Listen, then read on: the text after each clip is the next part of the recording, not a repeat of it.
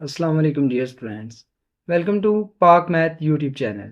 Students, इस video lectures में हम एफएससी पार्ट 2 चैप्टर नंबर 4 का क्विक रिव्यू करेंगे और साथ इस पर कुछ इंपॉर्टेंट एमसीक्यूज जो कि डिफरेंट कॉम्पिटिटिव एग्जाम्स में और बोर्ड के एग्जाम्स में पूछे जाते हैं उनको एक्सप्लेन करेंगे। तो चलिए, पॉइंट नंबर 1 हमारे पास है स्टूडेंट्स, कोऑर्डिनेट ए व B where A is abscissa and B is ordinate। अगर हमारे पास इस तरह से एक ऑर्डर पेयर दिया गया हो, उस ऑर्डर पेयर में A जो होता है हमारे पास वो हमारे पास एब्सिसा कहलाता है और B जो होता है ये हमारे पास ऑर्डिनेट कहलाता है। इसको एग्जाम्पल के तौर पर आप ऐसे ले सकते हैं 3 व 4। ठीक है ना। तो इसमें देखें, ये जो 3 है ये हमारे पास एब्सिसा कहलाएगा और ये जो 4 है ये हमारे पास ऑर्डिनेट स्केल आएगा। ठीक है ना। तो इसको आपने याद रखना है। पहला पॉइंट एब्सिसा और सेकंड पॉइंट जो होता है ये ऑर्डिनेट कहलाता है। तो इसको हम टोटल ऑर्डर पेयर जो होता है इसको ऑर्डर पेयर भी बोलते हैं। ये जो है इसको ऑर्डर पेयर भी बोलते हैं हम, और साथ में हम इसको कोऑर्डिनेट भी कहते हैं। ठीक है ना। ऑर्डर पेयर भी बोलते हैं। ये टोटल जो होता है हमारे पास ए व बी और ये ब्रैकेट में लिखा हुआ, और इसका दूसरा नाम है कोऑर्डिनेट। और इसमें पहले वाला जो नंबर होता है, जैसे 3 पहला नंबर है तो इसको एब्सिसा कहते हैं, और जो सेकंड नंबर होता है इसको हम ऑर्डिनेट कहते हैं। तो चलिए सेकंड पॉइंट को देखते हैं। सेकंड पॉइंट हमारे पास देखें स्टूडेंट्स इस तरह से है। नेक्स्ट अगर आप देखें, ए व बी जो है इज एन इंटरवल।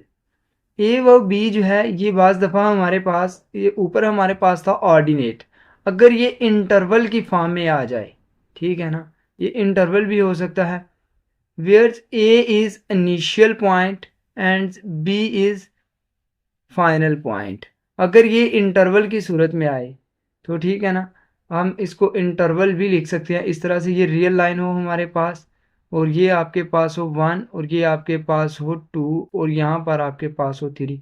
तो आप ऐसे आप इंटरवल बनाएं 1 से 3 तक। ठीक है ना। 1 से 3 तक इंटरवल बनाएं तो आप इसको कैसे लिखेंगे, 1 से 3 आप ऐसे लिख लें। 1 से 3 तक ये इंटरवल है। फिर आप इसको ए पॉइंट जो होगा उसको इनिशियल पॉइंट का नाम दोगे और बी पॉइंट्स को फाइनल पॉइंट्स का नाम दोगे। ठीक है ना। तो नेक्स्ट पॉइंट देखें स्टूडेंट्स, हमारे पास जो है नेक्स्ट पॉइंट इसका, नेक्स्ट पॉइंट में हमारे पास है the distance formula between the 2 points. 2 points के दरमियान में जो डिस्टेंस फार्मूला होता है वो हमारे पास होता है x2 माइनस x1 होल का square plus y2 minus y1 whole का स्क्वायर। ये हमेशा ग्रेटर देन इक्वल टू 0 होता है। तो एमसीक्यूज में आपसे यही पूछा जा सकता है कि डिस्टेंस फार्मूला जो d होता है ये ग्रेटर देन इक्वल टू 0 होता है, लेस देन इक्वल टू 0 होता है, यहाँ आपके पास हमेशा इक्वल टू 0 होता है। इस तरह से डिफरेंट डिफरेंट ऑप्शंस देकर वो पूछ सकता है। तो आपको पता होना चाहिए कि distance greater than equal to 0 होता है हमारे पास, 2 पॉइंट्स का डिस्टेंस जो होता है। तो नेक्स्ट पॉइंट नंबर 4 को देखते हैं। पॉइंट नंबर 4 में स्टूडेंट्स हमारे पास रेशियो फार्मूला है।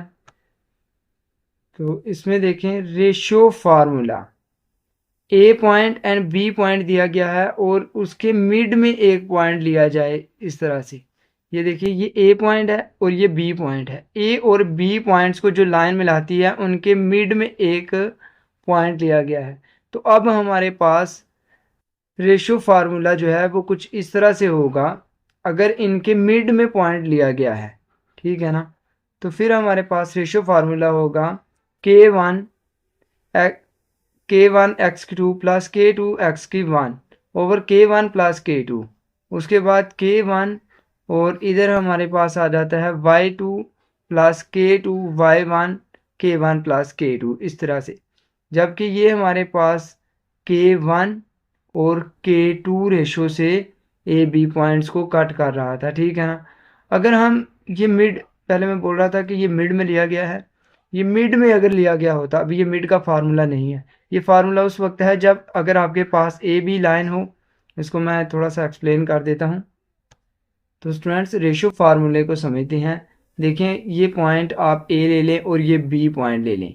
इस तरह से एक लाइन है ए और बी पॉइंट्स में। अगर आपके पास इस लाइन में ये पॉइंट ओ तक का डिस्टेंस, ए से लेकर ओ तक का डिस्टेंस जो है वो 2 हो और ओ से लेकर बी तक का डिस्टेंस आपके पास हो 5, तो फिर आपने ये ओ पॉइंट फाइंड करना हो, जबकि आपको ये पॉइंट पता है ये है x1 और y1 और ये पॉइंट है आपके पास x की 2 और y की 2, ठीक है ना। तो आपने ये ओ पॉइंट जो है ये फाइंड करना है, ठीक है ना। तो उसके लिए आपके पास जो रेशो फार्मूला होता है वो रेशो फार्मूला आपके पास ऐसे होगा, आपने लिखना है 2+5 और नीचे भी आपने लिखना है 2+5। देन इधर आपने जो लिखना है, इधर आपने लिखना है x की 2 ये वाली वैल्यू और फिर इधर आपने लिखनी है x की 1, तो ये आपके पास यहाँ का पॉइंट नंबर 1 आ जाएगा। फिर से आपने लिखना है 2+5 और नीचे भी लिखना है 2+5 और अब इधर लिखना है y की 2 और इधर y की 1, तो यहाँ से आपके पास 2 पॉइंट्स आ जाएंगे जो कि ओ के पॉइंट होंगे, ठीक है ना। तो सेम यही फार्मूला जो कि उधर एक्सप्लेन किया हुआ है। तो अब इस आप रेशो फार्मूले को समझो कि जब आपके पास ऐसे हों, ये जो ओ पॉइंट है ये ए और बी के मिड में हो, तो फिर आपके पास ये सेम मिड टर्म वाला फार्मूला बन जाएगा x1 x2 over 2 y1 plus y2 over 2। तो रेशो फार्मूला जो है ये भी आपसे एमसीक्यूज में पूछा जा सकता है कि ए और बी पॉइंट्स जब मिड में आ जाते हैं, ठीक है ना, ओ पॉइंट जो है जब ए और बी के मिड में आ जाता है तो फिर रेशो फार्मूला जो है वो मिड फार्मूले में कन्वर्ट हो जाता है। मिड, ये जो मिड फार्मूला आपके पास होता था, मिड पॉइंट फार्मूला। अब स्टूडेंट्स ये जो फार्मूला हमने जिसको एक्सप्लेन किया है, ये फार्मूला तब है जब हमारे पास ए पॉइंट गिवन हो और बी पॉइंट गिवन हो और उसके सेंटर में पी जो है, यानी कि उसके अंदर किसी न किसी रेशो के साथ उसके अंदर इंटरनली तौर पर, ठीक है ना, इंटरनली तौर पर कट करे, तो फिर आपने ये फार्मूला यूज़ करना है।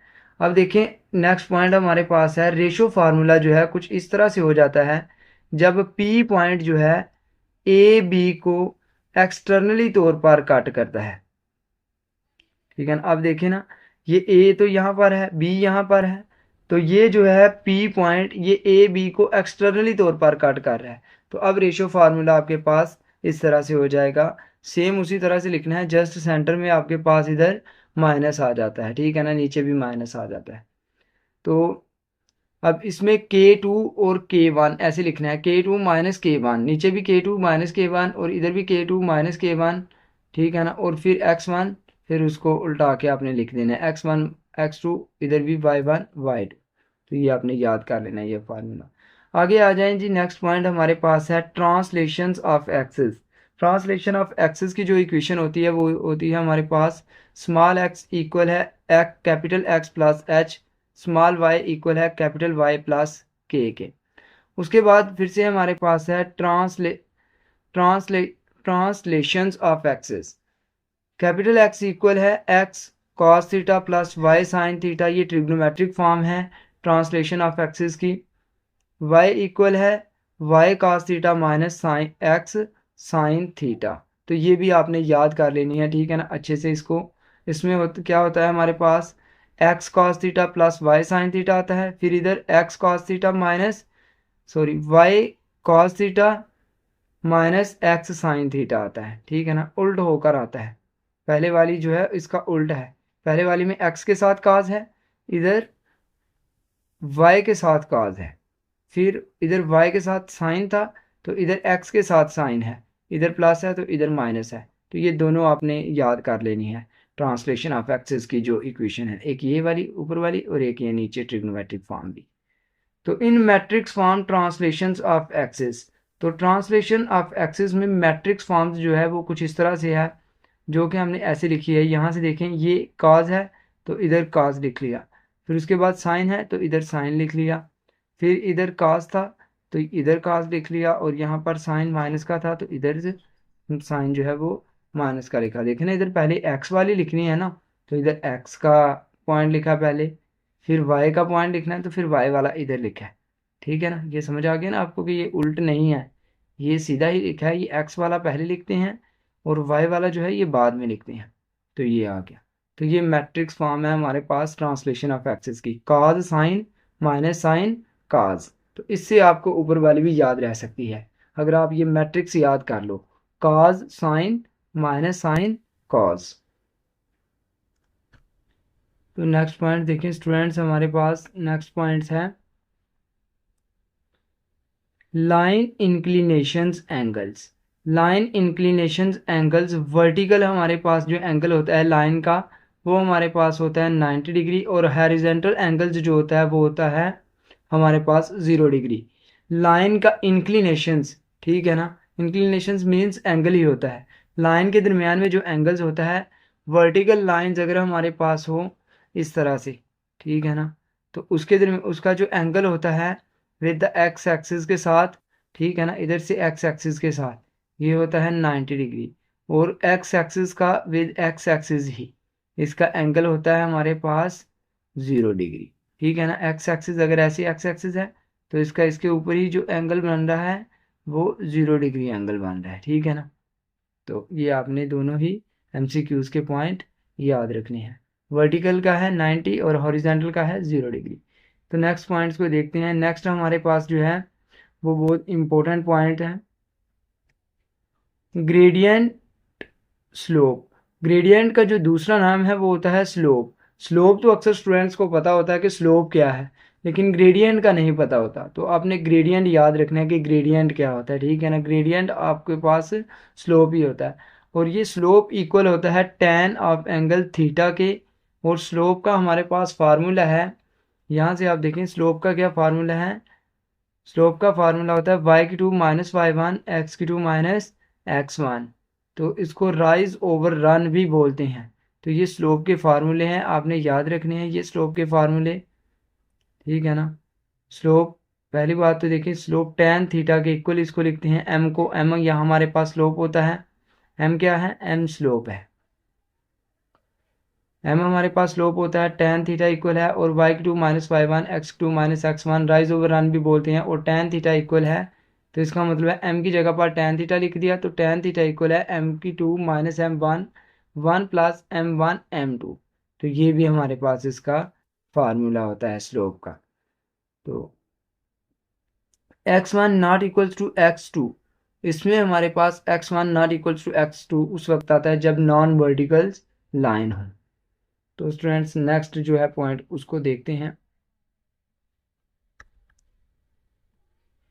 नेक्स्ट हमारे पास जो है slope of horizontal line.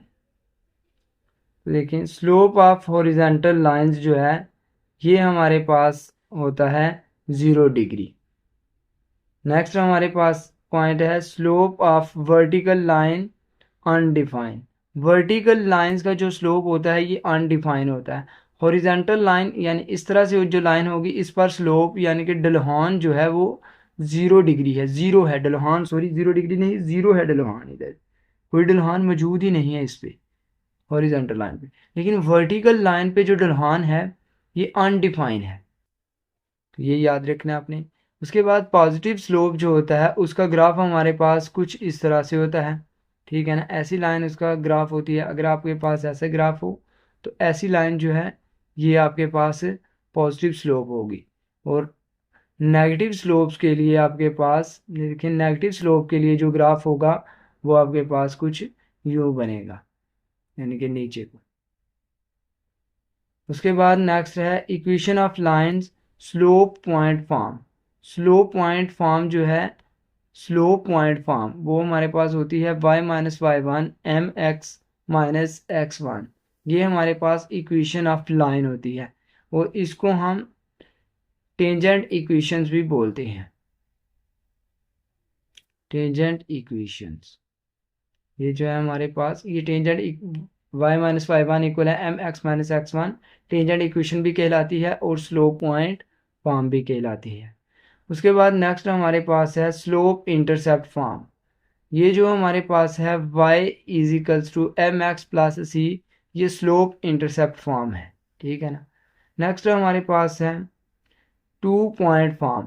Two point form हमारे पास एक्स वाई वन, एक्स की वन वाई की वन वन, एक्स की टू वाई की टू वन इक्वल्स टू 0, ये फॉर्म हमारे पास 2 पॉइंट फॉर्म कहलाती है और इसको हम कोलिनियर भी कहते हैं।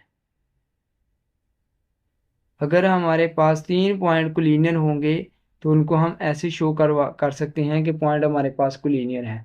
देखिए यहाँ पर हमारे पास एग्जांपल ले लेते हैं 1 और 2, 7 और 1, 3 और 2। ये 3 पॉइंट हैं, इनको चेक करना हो कि ये कोलिनियर है या नहीं है, तो हम एक ऐसा मैट्रिक्स बनाएंगे, यानी कि हम लिखेंगे 1 2 और 1, फिर 7 1 और फिर से 1 और 3 2 और 1। तो ऐसे पुट कर देंगे, ये x, ये y, ये x1 y1 x2 y2 और इधर 1 1 लिखेंगे। अगर हमारे पास आंसर 0 आ जाए, ठीक है ना, तो ये पॉइंट्स कोलिनियर होंगे, अदरवाइज नॉट। ठीक है ना, तो ये आप चेक कर सकते हो कि ये पॉइंट्स कोलिनियर हैं या नहीं है। तो कमेंट्स में बताएं कि ये पॉइंट्स कोलिनियर हैं या नहीं है, इस तरह से डिटर्मिनेंट ओपन करके। उसके बाद हमारे पास है सिमेट्रिक फॉर्म। सिमेट्रिक फॉर्म हमारे पास होती है x minus x one cos alpha equal है y minus y one sine alpha. ये हमारे पास जो है लाइन की सिमेट्रिक फॉर्म है, तो ये भी आपने याद रखनी है। x minus x one over cos alpha equal है y minus y one over sine alpha. फिर हमारे पास है normal form of line, x cos theta plus y sin theta equal है p is the normal form of line. x के साथ cos theta आता है प्लस y के साथ sin थीटा आता है equal to p, it is the normal form of line.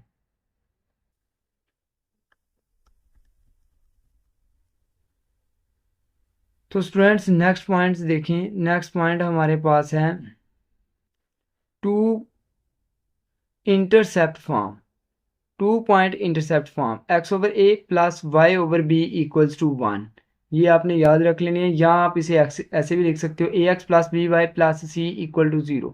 तो ये 2 इंटरसेप्ट फॉर्म है। आप इसको याद रख सकते हो, 9th क्लास 1.6 एक्सरसाइज जो है उसमें सारे सवाल इस टाइप के हैं। अगर आप गौर करें तो सारे सवाल में 2 वेरिएबल्स की लीनियर इक्वेशनें दी हुई हैं। तो आपने वहाँ पे याद रख लेना है कि वो जो एक्सरसाइज थी वो 2 पॉइंट इंटरसेप्ट फॉर्म दिया हुआ था, उसमें 2 पॉइंट इंटरसेप्ट फॉर्म की वो सारी एक्सरसाइज थी। ठीक है ना, तो x over a plus y over b equals to 1 आप उसको ऐसे भी लिख सकते हैं। नेक्स्ट आ जाएं जी। नेक्स्ट पॉइंट हमारे पास है distance between the point and a line. Point और लाइन का डिस्टेंस फाइंड करना हो तो उसका ये फार्मूला होता है, इसको हम आप समझ सकते हैं। देखिए ये ऊपर आपके पास एक लाइन की इक्वेशन है और ये पॉइंट दिया गया है, तो इसका फार्मूला होता है a x one plus b y one plus c का मॉड ओवर ए का स्क्वायर प्लस बी का स्क्वायर अंडर रूट जज़र। ठीक है ना। नेक्स्ट हमारे पास पॉइंट है area of the triangle of vertices givens. अगर वर्डिक्स गिवंस हों तो एरिया ऑफ ट्राइंगल्स हमारे पास क्या होता है 1/2। देखें अगर इसी तरह से समझो ये 3 वर्टिसेस गिवन हैं, ठीक है ना, ट्राइंगल के। इधर हम बना लेते हैं इस तरह से। देखें ये ट्राइंगल है, ये वर्टिसेस है 2 से 1, ये वर्टिसेस है 3 से 6 और ये वर्टिसेस है 2 से 1। तो आपने एरिया फाइंड करना, 2 से आप 2 लगा लीजिए, तो आपने एरिया फाइंड करना है इस ट्राइंगल का। तो आप इधर ये वैल्यू पुट कर सकते हो, इसकी वैल्यू 1/2 लिखें और फिर x1 यहाँ से शुरू कर दें, 2 और 1, 2 और 1, फिर इधर लिखें 3 और 6, फिर इधर लिखें 2 और 2, लास्ट पर 1 1 1। तो आप इस मैट्रिक्स को सॉल्व करें, 2 पर डिवाइड करें तो आपके पास एरिया ऑफ ट्राइंगल आ जाएगा। ठीक है डियर स्टूडेंट्स, तो स्टूडेंट्स वीडियो को इधर ही फिनिश करते हैं। तो मिलते हैं नेक्स्ट इसी तरह की एक वीडियो में। अगर वीडियो आपको अच्छी लगी तो वीडियो को लाइक कर दें, अपने दोस्तों के साथ शेयर्स करें, जितने भी सोशल मीडिया ऐप हैं उन पर शेयर्स करें ताकि बाकी स्टूडेंट्स का भी फ़ायदा हो सके। तो इस वीडियो पर काफ़ी मेहनत की गई है इस वीडियो को बनाने के लिए। तो स्टूडेंट्स वीडियो को अपने दोस्तों के साथ लाजमी शेयर्स किया करें, ठीक है ना। तो चैनल को सब्सक्राइब कर दें। मिलते हैं इसी तरह की एक नई वीडियो में, तब तक अपना ख्याल रखिएगा। अल्लाह हाफिज़।